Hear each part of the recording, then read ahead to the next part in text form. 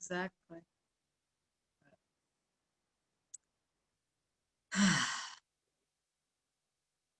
Hi, Kim.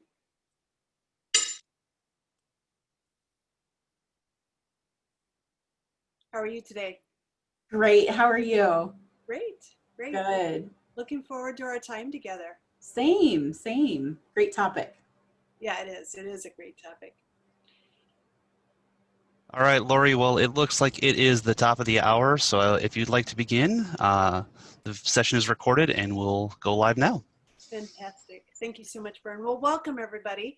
My name is Lori Smith, and together today we are going to be exploring this whole idea of emotional intelligence, and especially the idea that we can develop our emotional intelligence and become more emotionally intelligent. So as we think about our time together today, it's Bern and me. Bern is Mr. ATD Nebraska as far as our image there goes, and he's going to be helping produce this event today. So if you have any technological issues or questions that you need to shoot off to Bern, please feel free to do that. As we think about our time together, I've met many of you, but some I have not. So just to introduce myself, I am the president of Capstone Coaching and Consulting. So I've been a member of ATD Nebraska for many years, going back to 1986, I think, actually. So that's a long time. But I work with organizations mostly in the Omaha, Lincoln, Western Iowa area, really around helping people create a place where they can do their best work. And so that's what our focus is on today as well. So as we think about our time together today, I really, really, really want you to come to this conversation for you. I know we all have an interest in the topic for one reason or another, but I'm really hoping that you'll really be selfish today and to really kind of engage in this process on your behalf. And I know we always listen with two ears, right? Yourself and your organization and your role. But I'm really hoping we can talk about mindsets that kind of really help us understand emotional intelligence and specifically a way of thinking about it that'll help us to kind of work on emotional intelligence for ourselves.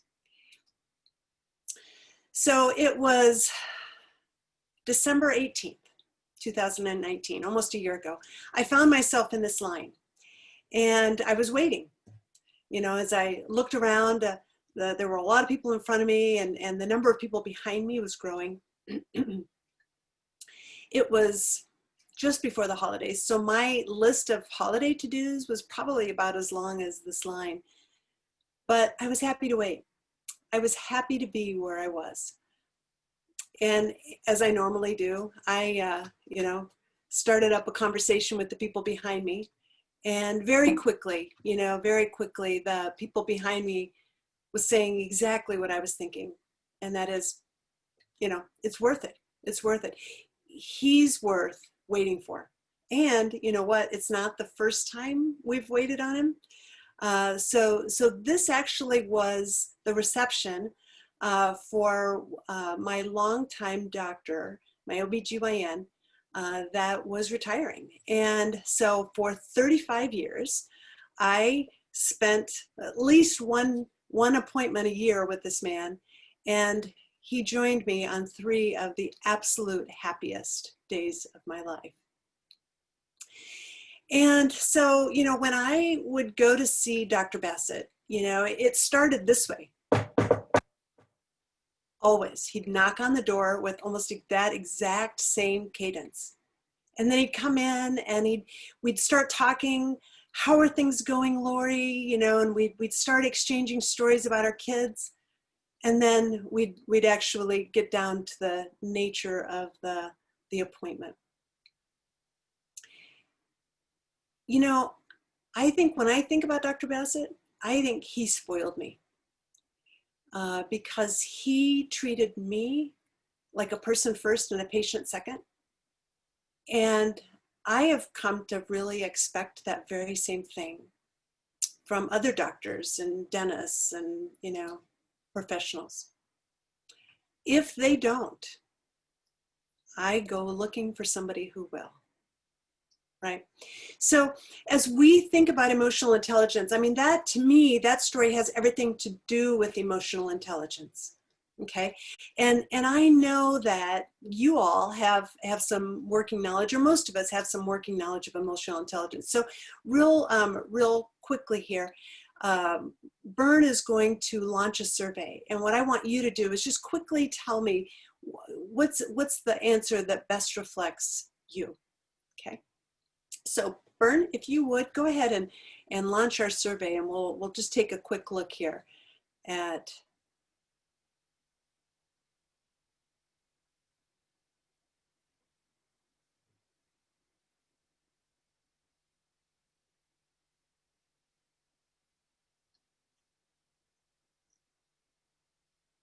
So if you can, just kind of quickly respond, and then Bern's gonna share the results with us.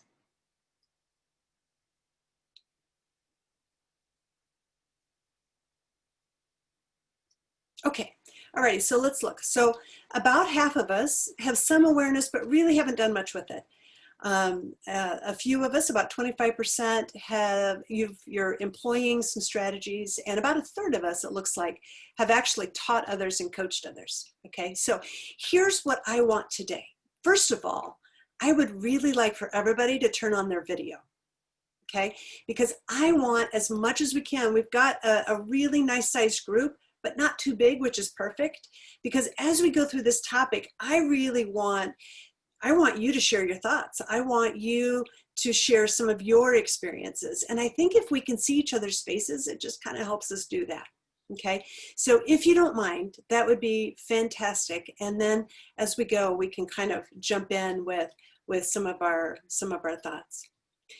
So I am going to just lay a little bit of a groundwork, a little bit kind of quickly here, and then we'll get some of your thoughts. Okay. So as we look at emotional intelligence, it really actually hasn't been around all that long. In 1985, Dr. Ruben Baron coined the term EQ. And then in 90, Dr. Salovey and Meyer expanded that and introduced the idea of emotional intelligence. And in the mid-90s, Dr. Daniel Goleman built on that and actually published a book called Emotional Intelligence and really popularized the term. So it's a term we've heard a lot about, and some of us have done a lot with it, but it's still relatively new. Okay, so as we think about just kind of a quick definition, I think this is a good start. And really, it's the ability to monitor our feelings, and as well as those of others, to guide our thinking and our behavior. Okay, so it's very much the emotional side of who we are. And so when we think about emotional intelligence, when we dig in and start doing a little bit of research, you know, we read about 5 components, 4 domains, and 12 elements. And I'm going to spend a little bit of time just kind of introducing us to the 4 domains and the 12 elements, and then we'll kind of build from there. Okay, so when we talk about the 4 domains of emotional intelligence, it really starts with self-awareness. So it really starts with, how do we see ourselves? And does that match up with how others see us? Okay. The second domain is self-management. So, you know, we've all seen the person who's pounded their fists on the desk and they've gotten really angry and just went off, right? Well, that is the opposite of self-management. Okay, self-management is our ability to kind of take those unruly impulses and to kind of keep them under control. Okay, it's more than that, but it starts there. Okay, social awareness is the third domain, and that's really about kind of tuning into others, right? Kind of gaining a sense for, how are people feeling in this moment, in this interaction? How are they feeling in your presence? And then the 4th domain is relationship management. Okay, so those 4 domains really kind of help us kind of maybe compartmentalize a little bit emotional intelligence so that we can kind of look at it a little bit more critically. Now, as we look at those 4 domains, there are 12 elements or competencies, or call them what you want, that help us to kind of explore each of those domains a little bit in a little bit more of a targeted way. So I'm going to just kind of quickly run through them, and then we're gonna take a little bit of a look at how do we use those as we start looking at ourselves. Okay, so the first domain is self-awareness. Okay, and so when we look at self-awareness, really emotional self-awareness is the primary element, or the primary competency there. Okay, so do we have an accurate sense of how our emotions impact our performance? Within self-management has 4 elements that we're paying attention to: emotional self-control, adaptability, achievement, as well as positive outlook. Social awareness is primarily focused on empathy and organizational awareness. And then there's quite a bit wrapped into relationship management, as you might imagine. I mean, it really is about influence. Are we able to influence others? Coaching and mentoring, managing conflict, being a team player, as well as being an inspiring leader, whether that's a formal leadership or an informal leadership. Okay, so that very quickly just kind of sets the stage with just a little bit of content, which I think is helpful. In the handout that I prepared for you today, I've listed several resources on the back, and some of the articles that I used for today's session are referenced in that as well. Okay, all right, so now I want us to spend a little bit of time with each other and just kind of begin to explore a little bit about our own experiences with emotional intelligence. Okay, so I want you to think of a recent situation. And that recent situation required you to use your emotional intelligence. Now, it might have been a positive experience. It might have been a negative experience. I don't care. It doesn't matter to me. Just one that you can kind of surface and share. Okay, and I'm going to have Bern put us in rooms with 2 people. And I'm not sure, Bern, I've kind of lost count. I don't know if we have an even number or an odd number. We might have one group of 3 if we have an odd number. He's gonna put us in groups of 2, and I'm gonna give you 5 minutes, 4 minutes plus a minute countdown. Okay, and in that time, I'd like for one or both of you to share, not so much about the what, but tell me about, well, maybe just a little bit about the what. But then more specifically, as you think about that interaction, as you think about that situation, what worked well from an emotional intelligence standpoint and what didn't? Okay, and also share, was that kind of a normal response for you? Is that something that has happened to you before or not? Okay, so let's just do our best to share in that time. And Bern, I think we are ready to go.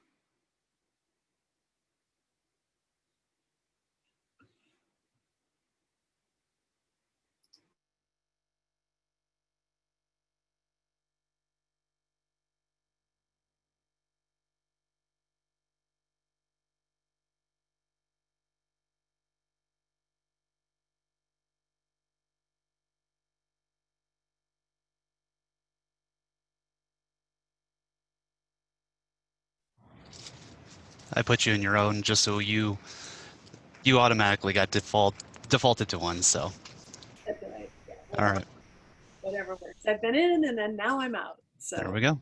Yep. So they've got 4 minutes left on the nose. okay, great. All right.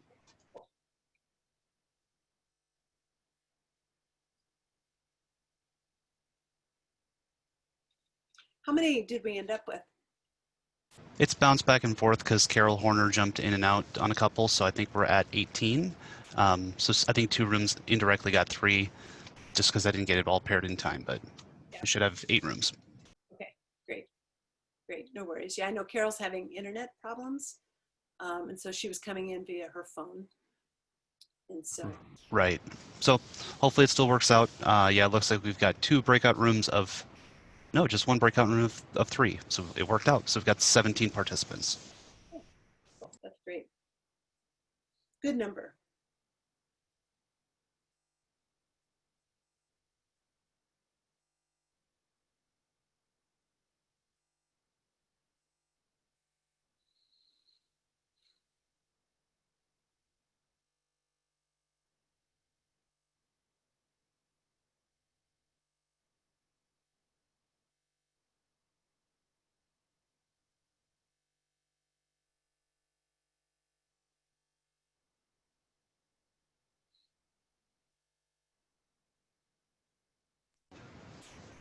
I can hear Jan 3 cubes behind me actively in conversation, so it worked. Good, good, good. You always, it's a little risky, right? I mean, not everybody knows each other. You're asking them not necessarily to disclose a negative situation, but just one that stands out in their mind. And that requires some vulnerability for sure. Yes. It really does. Luckily, we're in a group of trainers or org developers where they probably feel comfortable with that because they're already a little scratchy in their conversations per their work. So, Yeah. and you could see that when the poll closed out with 17 participants in 42 seconds, that these are people who are active participants just by the nature of the beast. Yeah. Thank goodness for that. All right, so we're at the 2-minute mark left. Great.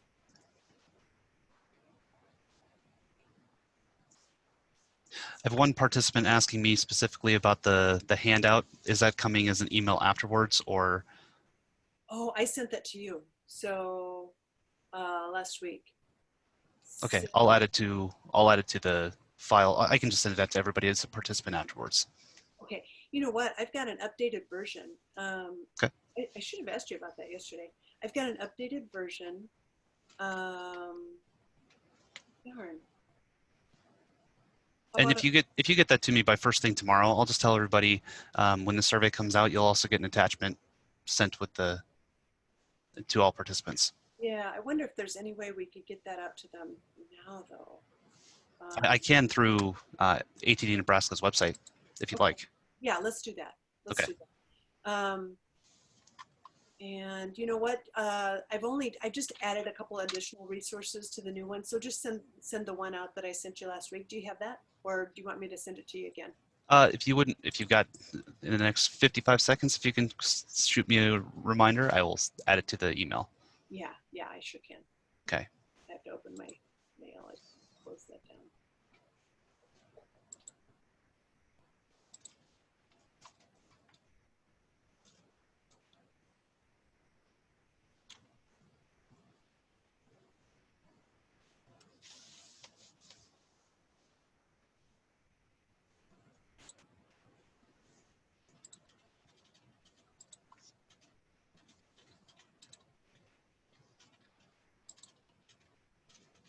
Off it goes.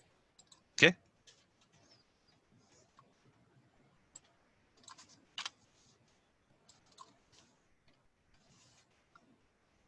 All right, so the time is officially ended as of right now, so they'll probably be joining back here shortly. Okay, got it.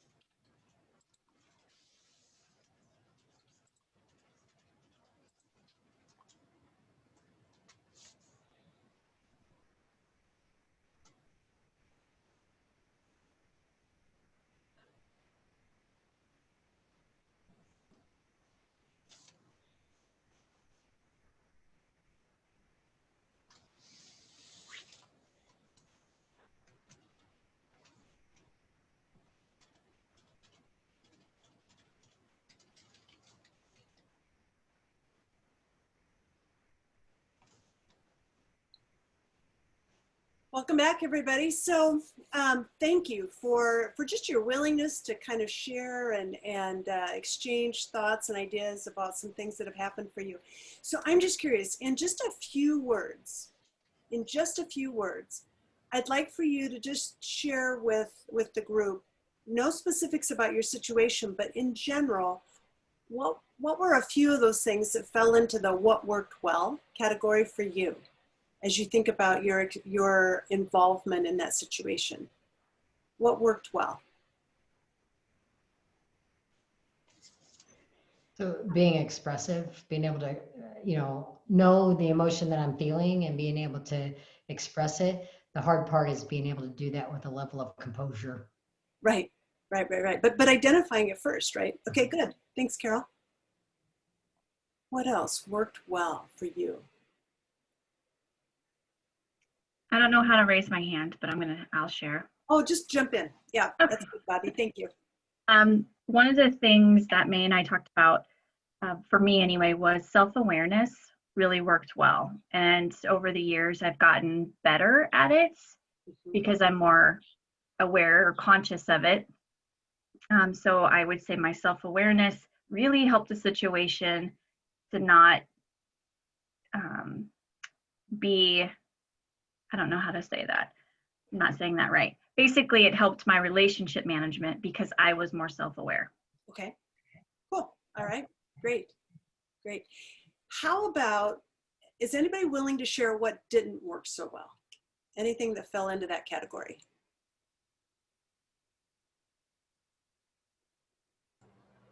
I can share mine. Great, Kim, thanks. So I was just sharing with Jennifer that my daughter recently graduated high school back in May amidst the pandemic, and emotions have been heightened obviously for all of us, but she's had a lot of stress and anxiety over the summer, and just all the uncertainty and unknown going into college and everything. But it was back in August when it was the day of her actual graduation ceremony that they were finally having, like a week before college was starting. And so it had been a crazy summer already. And so she was asking me, we were running around, the house trying to get ready for our, leaving for the ceremony. And she kept asking me, she kept running into my room and asking me things about like what was going to be taking place and what was happening and what she should do and what she should bring and like all of these other things. And for every question, I was getting more and more frustrated. And before I knew it, I like just, burst. Like the last one, I was like, I don't know. I haven't been to that many graduations in the middle of a pandemic. I said something really smart aleck and just kind of, rude as a mother, and realized right away, wow, we're just both right here with our emotions. I've been struggling with her struggling, trying to help her with everything she's going through, and realized right away, wow, that's not like me. I'm not, it wasn't a great example of my own awareness until it was after the fact for my self-awareness. But again, it was, hopefully just a learning lesson for both of us that our reactions are extreme right now, and we're going to be overreacting a lot. And as long as we realize it and can correct it and, move on and learn from it, hopefully. Absolutely. Okay, so raise your hand if, and I can see the look on Jan's face, so I think I know the answer to this. Raise your hand if you've had a similar kind of interaction, maybe with a daughter at some point along the line. I have too. And so as you think about just the time that we're in, thank you, Kim, for sharing that, because the truth is, you know what? Lots of us have had those situations, whether it's with people we've worked with or people we live with. And it's just been because there's so much for us to be dealing with right now, and it just makes this topic so important. So, in preparing for today, I've run across several good articles that I think offer some good insight and different things for us to kind of think about. And this particular article is really kind of building on what Kim started for us, and that is that we're living in the midst of so much right now. And we as professionals, we as people are really called to kind of figure out how can we do this? How can we do this well? Or how can we do this and at least get through it, together? And so this particular article highlights some research that was done by Anthony Jack at Case Western Reserve. And really he talks about the analytical network and the empathetic network in our brains. And, you know, it kind of is really consistent with just some of the things we've studied over the years, you know, the whole right brain, left brain thing, all that sort of thing. But basically he talks about how, you know, the analytical brain is very, we use that a lot to solve problems. We use it to analyze data. We use it to analyze, you know, really anything that's going on. And the empathetic side of our brain, we really use to kind of determine how are we going to interact with people? Are we going to be open to them? How are we going to look at people? How are we going to really engage with people and the situations that we find ourselves in? The interesting thing I thought in his work is that, you know, they really discovered that these two networks, they oppose each other. Right? And more specifically, they actually suppress each other. So when one is activated, the other is deactivated, which I don't know about you, I hadn't really thought about it that way before. But, you know, in his article, he was really talking about leaders and that really effective leaders are good at toggling back and forth very quickly as the situation calls for and as the need calls for. You know, that we can access our analytical network or our empathetic network readily in very, very quick amounts of time. And so, you know, there's a lot of brain research that's been done within the context of emotional intelligence, and we don't have time to really dig into all of that today. But that was a piece that I thought, you know, that's really interesting. I mean, you know, our brains kind of work like that, more of a toggling switch versus engaging both at the same time. So as we think about becoming more emotionally intelligent, you know, I mean, where do we start? You know, where do we start? And so I'm just going to kind of pause and just kind of make time for people. Where have you started? Some of you have said, yeah, I'm actively working on this. So where did you start as you were doing your work? Just jump right in. Go ahead, Jan. I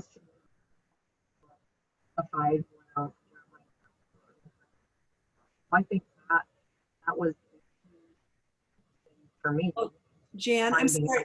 You're going in and out, Jan. I'm not sure.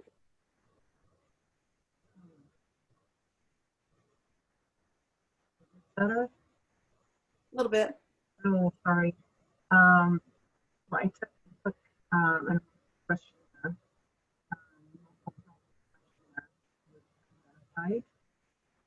That I needed to work. That's how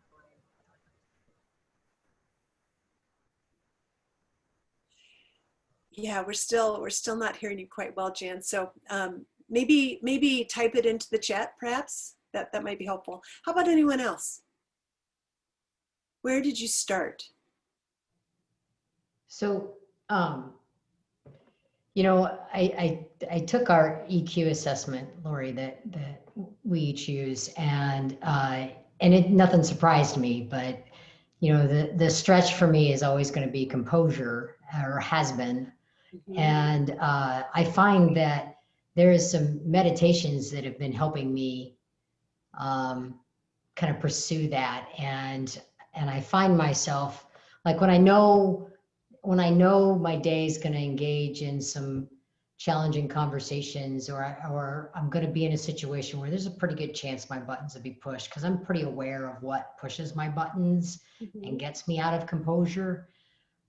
There's a couple of different meditations that really speak to me, and one of them talks about, you know, being able to bring my soft one, which is, you know, not letting that warrior inside me arise. And when I say warrior, it's not the warrior that wants to work for, you know, righteous reasons and blah, blah, blah. It's the warrior that wants to fight, right? It's the one that just wants to fight.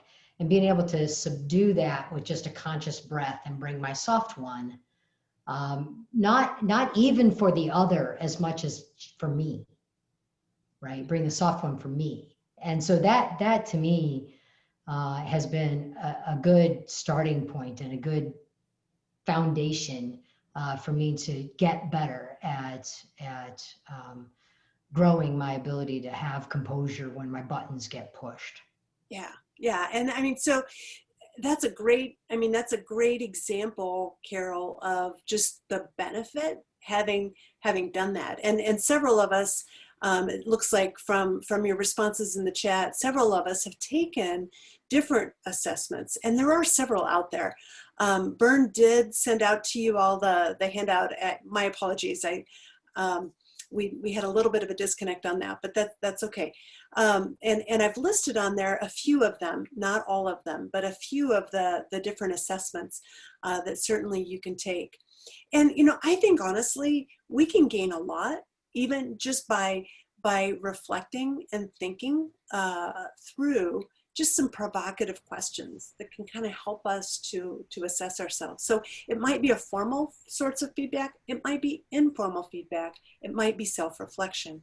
But we need to start by just being willing, I think, to see ourselves, having an openness to that. Okay. And so one of the things I wanted to share with you, Daniel Goleman has a newsletter through LinkedIn called Emotional Intelligence. And in his June 23rd issue of that, he shared some self-reflective questions in each of the 4 domains that I think would be really helpful. Just if you wanted to get a start, but you didn't want to necessarily go a formal assessment route, it would be a place to start your thinking. So for those of us who are looking for that, hopefully this could potentially be a good resource for you. So I've just kind of snagged a few of the questions that he offers in that newsletter as it relates to the 4 domains. And it really just kind of starts with that self-reflection piece. So, do you know your strengths and your weaknesses? And how does that match up with how other people see you? When you're looking at self-management, do you fly off the handle? Have you been able to find new ways of adapting? I mean, the pandemic has been a real life example of, just all of us needing to find ways to cope and find ways to ultimately survive and hopefully even thrive. I mean, it's pretty much attacked every part of who we are, whether that's been our emotional self or our physical self or our financial self or our mental health self, so self-management, are we able to adapt? With social awareness, empathy and organizational awareness are 2 of those competencies or elements that we talked about. And then in relationship management, conflict management is a part of that. So are we able to, in a situation that involves conflict, are we able to name the conflict? Are we able to put it on the table? Or as being a team player, are we able to work harmoniously with other people? So really good questions for us just to kind of think about and to go back and to explore as we open ourselves to seeing ourselves, okay? And so, I think the thing is that we are who we are and we have strengths. We all have strengths as it relates to emotional intelligence. And through some of those assessments, especially the one that Carol was mentioning, I think we also realize we can't do it all, right? But what we've found is that really good leaders, and I don't just mean formal leaders, I mean all of us as leaders, we're better, we're more effective if we not only lean into those things that we're already good at, but that we work to kind of further develop some of those elements that we're not so good at. Okay, so seeing ourselves is really where it starts, right? And then what we need to be able to do is we need to be able to see opportunities. Okay, so if as we do that assessment, whether that's a self-assessment, a formal assessment, what opportunities are coming from that we're willing to look at? Okay. What I'd like for you to do, because I know there's a lot of us here that have done some work in emotional intelligence, what has helped you to see where your very specific opportunities have been? I'd like to invite all of us to use our annotation tool. And if you would, just with the text tool, just somewhere on this blank slide, just in a few words, what has helped you to see your opportunities? So take a moment, if you would, to share your thoughts using your annotation tool. And let's just kind of see what your experiences have been.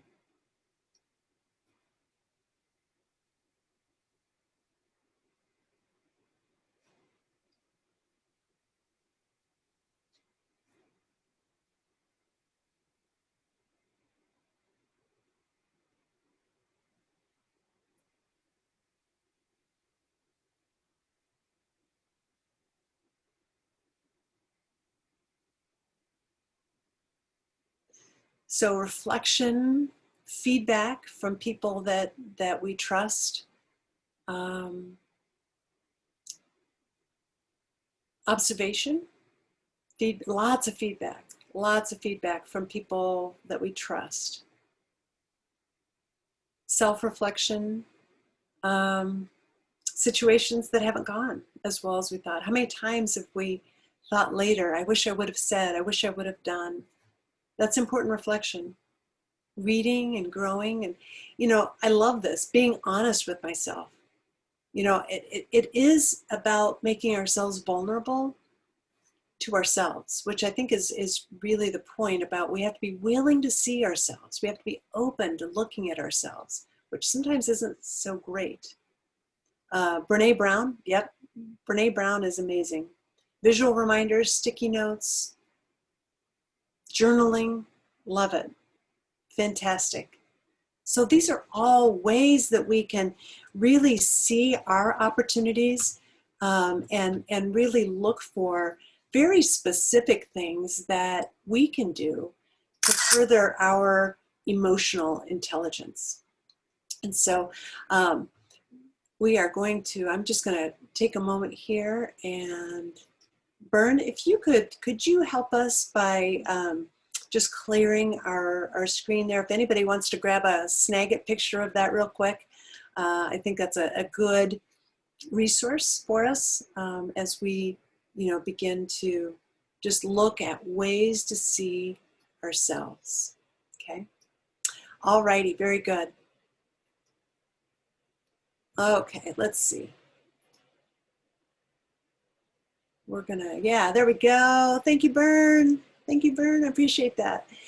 So there's a lot of things, a lot of wisdom in those ideas, whether it's journaling, whether it's feedback from trusted colleagues, whether it's actual assessments, whether it's, just reflection, all of those things are important. And so those potential responses is really part of charting a path, right? Really part of charting a path.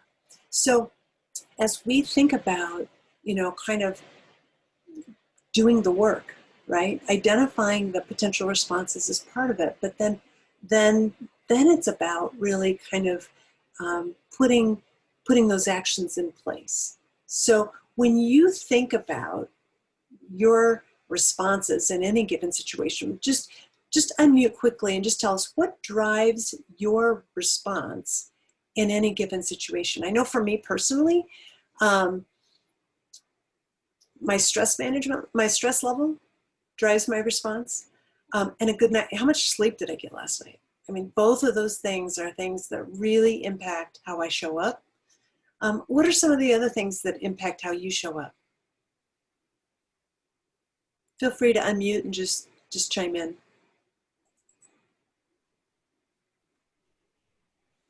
I think, what I was thinking about right beforehand, Mm-hmm. Or what's been nagging on me Mm-hmm. can do that. Yep. I think mine is quite similar, like how present I am in the moment and in the conversation. Right. For me, I think it's situational. Like if it's something to do with like a team or those types of things, I think I'm more level-headed about it. But if I feel personally bumped, then my self-management, I struggle a little bit. So it's like, what is the situation really determines how I respond. Yep, for sure. Also, who I'm with, right? So, you know, in a lot of work environments, or when I feel like I'm kind of doing my thing, you know, it's much easier when I'm with my closest of friends that I trust completely with everything I am. That's when, you know, the F-bombs fly and I get, you know, and it's like it looks like I'm completely out of control, and it's just because of the comfort level of that expression in that environment. And yet I get frustrated with myself because it's too over the top. It's too much. It doesn't need to be like that. Yeah. Yeah. But the truth is, though, I mean, that we are human, right? I mean, we are human. And as humans, we have strengths, we have opportunities when it comes to this stuff, which is really so important, why we just take a moment every once in a while and just kind of think about it, and to put some intentional energy toward it. You know, Carol mentioned a little bit earlier, one of the tools that she and I both work with is part of the Everything Disc family, and it's called Agile EQ, which is, so it's really focused on helping to raise our awareness about the mindsets that we tend to use most frequently, you know, just because of what our strengths are and where our energy goes. And also to kind of explore what other mindsets are out there that maybe we should be tapping into more often.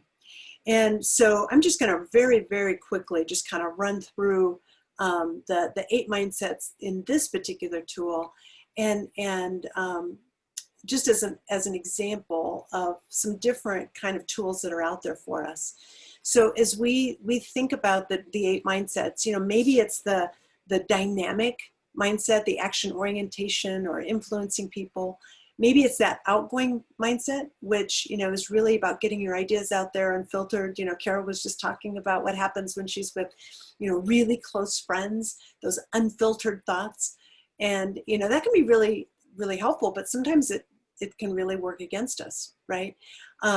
Maybe it's the empathizing mindset or the receptive mindset, or maybe you're really good at being composed or objective or resolute.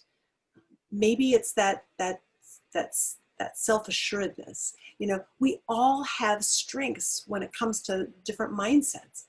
The question becomes, do we have agility? And can we use mindsets that aren't so easy for us? I mean, the truth is, inside emotional intelligence and inside the desire to have stronger emotional intelligence is the idea that in order to do that, is that we have to develop new habits. We have to develop new comfort zones. And that's hard, right? That is hard. But that is really where the work becomes important. And so many of you mentioned that, you know, you've taken assessments, which is a great start. It makes you think about things that maybe you hadn't thought about before, or maybe you work with a coach, you know, maybe you work with a trusted colleague or a friend or a spouse or a sibling, you know, in helping you kind of make some strides. And it is all worth it, you know, it's all worth it. You know, I don't know about you, I do a lot of reading, and you know, when articles like this come up, it just kind of captures my attention, you know, and these 5 words, leaders who use these 5 words, you know, and I love that. So this is an article from Inc. magazine that I was looking at the other day, and the 5 words in this case are really hard words to say sometimes, right?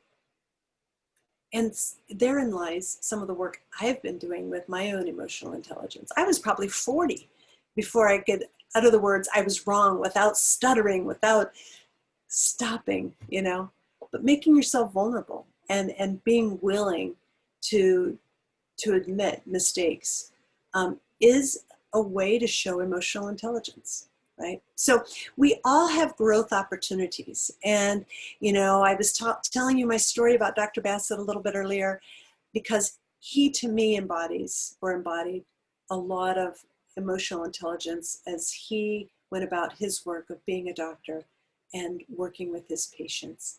And it's just one of many, many examples that are out there.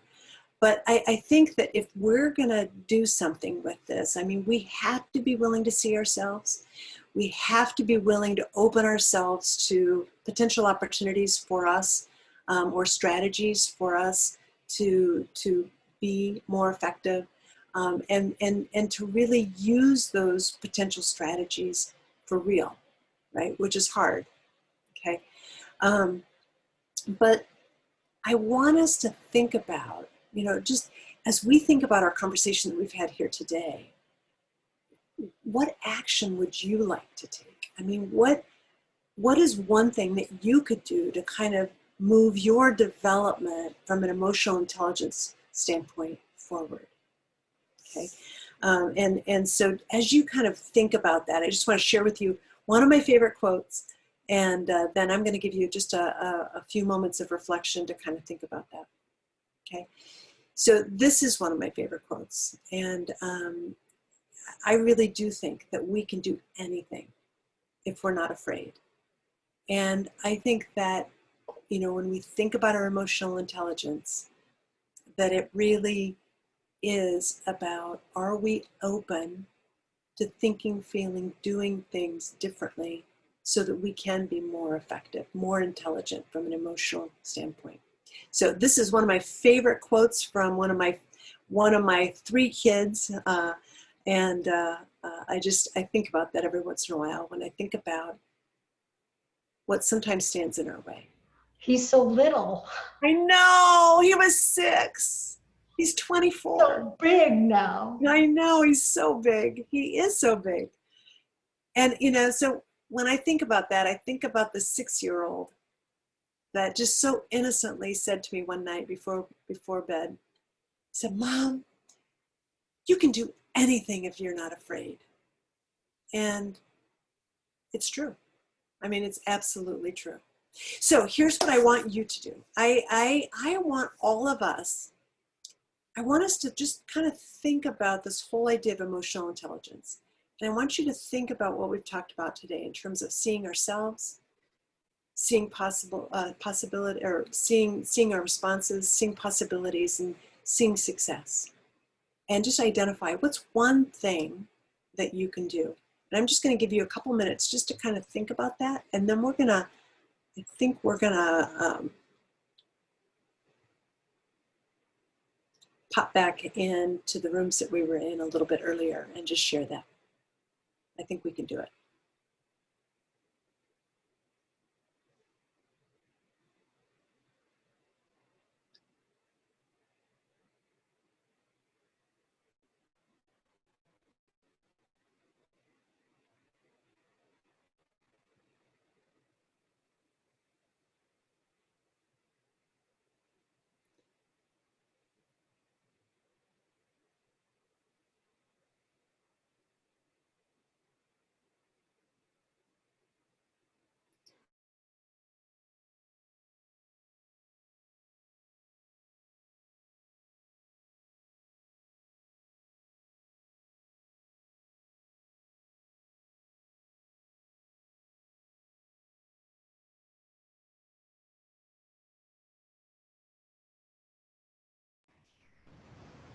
Sorry, had some shuffling as a couple people moved out of the room.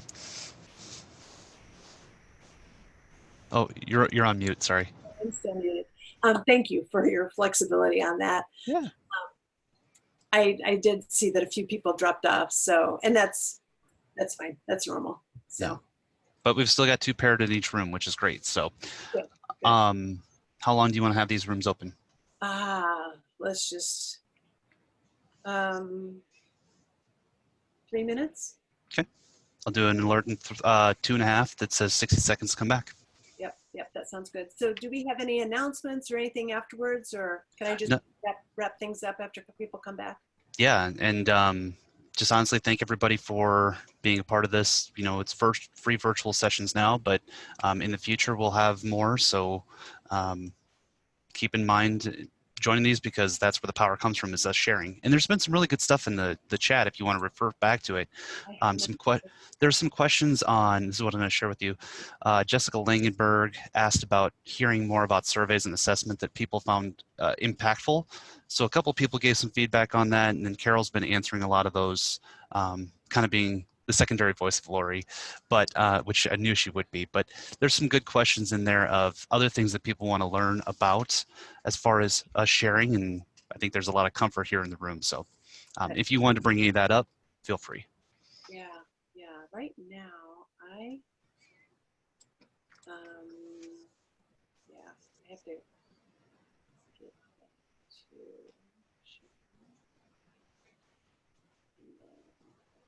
see the chat. There we go. Thank you for bringing that to my attention. I told you, I am just terrible about monitoring chat. Well, and these weren't the normal yes, me too kind of comments. These are somewhat dissertations, which is great. That means people are really, really engaged. Okay, got about a minute left in the breakout, and then I'll put an alert for 6 seconds to come back. That's great.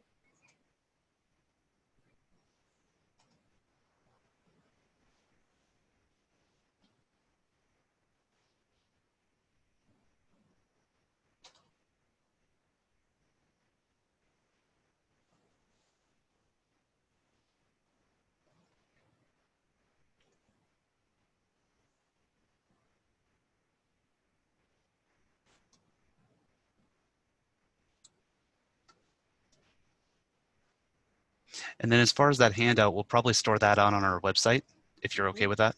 Okay. Yep, I sure am. And then right next to that, we'll have a link to the recording once it's all done.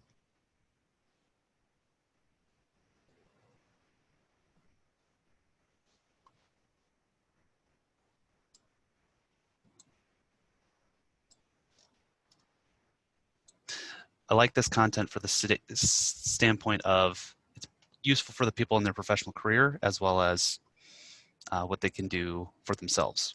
Yeah. It is. I love the topic. It's just so, I mean, tell me when it doesn't apply, please. You know, it just always fits.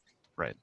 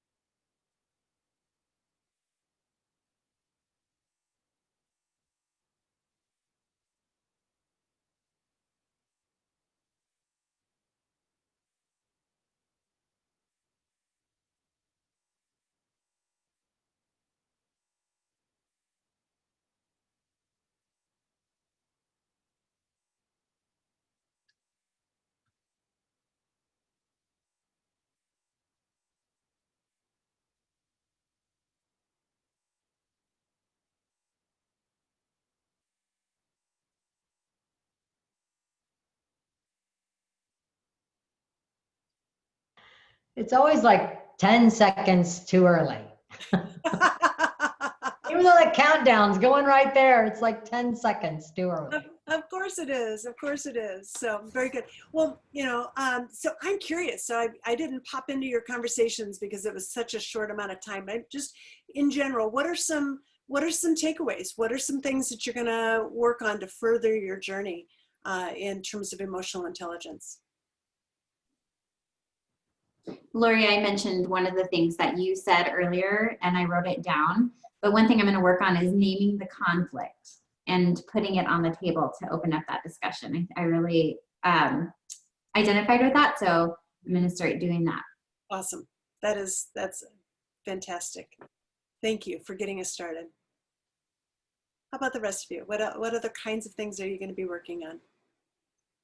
I mentioned that I'm going to go back, relook at the assessment that I took.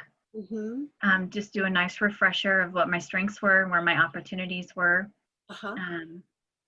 And I mentioned to May as well, don't pigeonhole myself like, oh, this is who I am. You guys just have to deal with it. It's, hey, this is where I need to grow and develop and remind myself and make myself better every single day. I love it, Bobby. It is a journey. It is a journey, right? And there's always something to work on. So I really appreciate that. Awesome. Thank you. We talked about, with a lot of stuff being on Zoom and stuff, just the value of having a little note to remind yourself of things that you need to pay attention to. Yeah. And so it's just, yeah. Right. Right. I love it. Definitely. Definitely. Well, if as we think about, there were several people saying, hey, what are some of those assessments out there? And so we've had folks in this conversation today that have used lots of different things, whether it's the 2.0, which is a great, very low cost sort of tool to use with some ideas within the context of the book. The Agile EQ, if that's something you want to know more about, I would be more than happy to share with you. I think the thing about assessments are, you'd really just have to figure out what you want it to do. A lot of EQ assessments will give you a score, and that can be helpful, but the question is, what do you want to do with that? How can you make use of that? I really, I have a bias, and the bias is that this is hard stuff. But in the workplace, if we can create some support, if we can create some common language, if we can create people kind of holding each other up and potentially holding each other accountable, work done in teams, work done in organizations can really help to create that. And that's one of the things I love about the Agile EQ piece is that you have those conversations in that group setting about where the strengths are, but then what might be some of those skills that you need to do that aren't quite so comfortable and that you really want to work on. So I just encourage you, in your workplaces, in your personal life as well, just have the courage to look, have the courage to explore and to see yourself in all of that and ultimately to see success, because, a growth mindset really helps us encourage to keep growing in relationship to that. So, hey, we are to the end of our time together. So I just want to thank you for being here and thank you for your willingness to participate. I mean, I don't know about you, but that's always what I benefit the most from, is just your willingness to chime in, to share your experiences, and to create some community around that. So thank you for being here today, and wish you well as you continue to explore emotional intelligence. Thanks, Lori. Have a great day, all. Thank you. Thank you. Lori.